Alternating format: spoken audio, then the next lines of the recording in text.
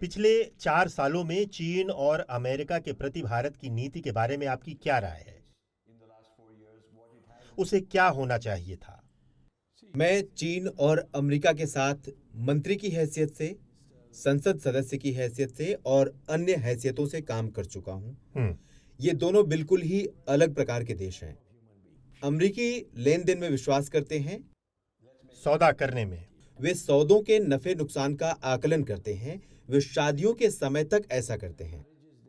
हाँ। यदि नफे नुकसान का गणित गड़बड़ा जाए तो वे तलाक तक ले लेते हैं। वे बहुत ही व्यवहारिक लोग हैं और अनुबंधों का सम्मान करते हैं।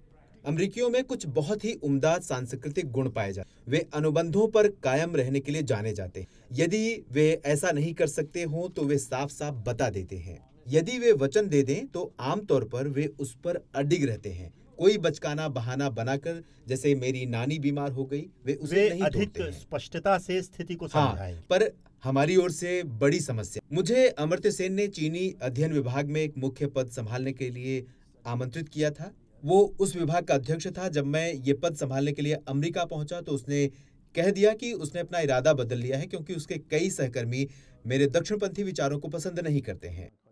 कभी कभी तो वे असली कारण को ही छिपा जाते हैं। हाँ, वे ऐसा स्वांग करेंगे कि कुछ हो गया है जिससे स्थिति ही बदल गई है। अमरीकी जब एक बार वादा कर देते हैं तो उसे निभाते हैं। यदि नहीं निभा सकते हैं तो वे इसका कारण बता देंगे और किसी अन्य रीति से भरपाई कर देंगे। हमने ट्रंप के साथ ऐसा नहीं किया है और वो हमसे बहुत ही खफा हैं। अमेरिका के साथ हमारे संबंध इस समय बहुत ही खराब चल रहे हैं। वे स्पष्टता के साथ सौदे करने के इरादे से हमारे पास आए थे। हाँ, मैं अपना वादा निभाऊंगा, तुम अपना वादा निभाओ। उन्होंने ये नहीं सोचा कि हम अपना वादा तोड़ने की कोशिश करेंगे और बहानेबाजी पर उतर आएंगे। उन्हें ये रवैया कतई पसंद नहीं आया।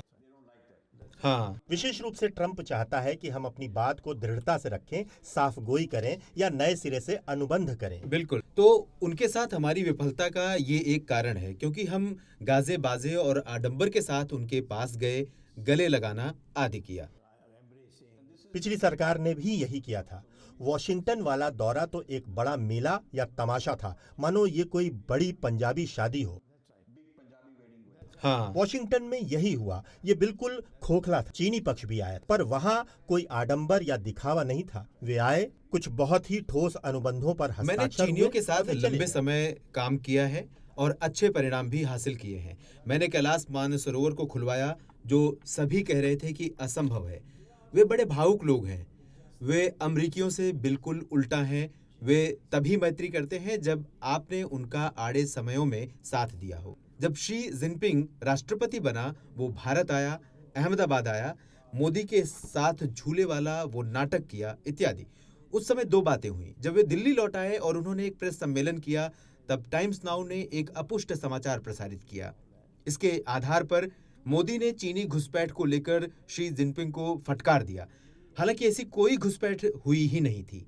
ऐसा नहीं है कि चीनी घुसपैठ नहीं कर सकते हैं। उसने सार्वजनिक रूप से फटकार दिया कि हम इन चीजों को ठीक नहीं समझते हैं। उसे निजी तौर पर यह कह देना चाहिए था, बिल्कुल पहले सच्चाई का पता लगाकर, पर ये बिना किए उसने प्रेस सम्मेलन कर डाला। हाँ, मैं नहीं जानता कि उसने निजी रूप से शी जिनपिंग के साथ बाद में क्या किया और उसे क्या उम्मीदें दी। फिर मोदी जापान गया और वहां उसने कहा, कुछ देश पहलवानों की तरह आ जाते हैं और कह देते हैं कि ये द्वीप मेरा है, वो द्वीप मेरा है। अब इसका क्या मतलब हुआ? यही न कि इशारा दक्षिणी चीनी समुद्र के द्वीपों की ओर है, जिसको लेकर आपको तटस्थ रहना चाहिए था। इसके लिए मोदी को दोष नहीं दिया जा सकता है, क्योंकि उसे सलाह देने वाला कोई है ही नहीं। वित्त मंत्रालय के पास नीतियों पर विचार विमर्श करने वाली कोई संस्था ही नहीं है। आप अमेरिका और चीन का तजुर्बा रखते हैं, मैं अमेरिका का तजुर्बा रखता हूं और दो टूक रीति से राय दे सकता हूं। विदेश मंत्रालय को अमेरिका की कोई समझ ही नहीं है। बिल्कुल। जश्न, तमाशा और आडंबर विदेश नीति में जरा भी महत्व नहीं रखते हैं। आज हमारी विदेश नीति तार तार हो चुकी है। तो जब नए बने चीनी राष्ट्रपति अपने पहले दौरे पर भारत आए तो एक बड़ा मौका था, पर तब से कुछ बिगड़ता ही चला जा रहा है।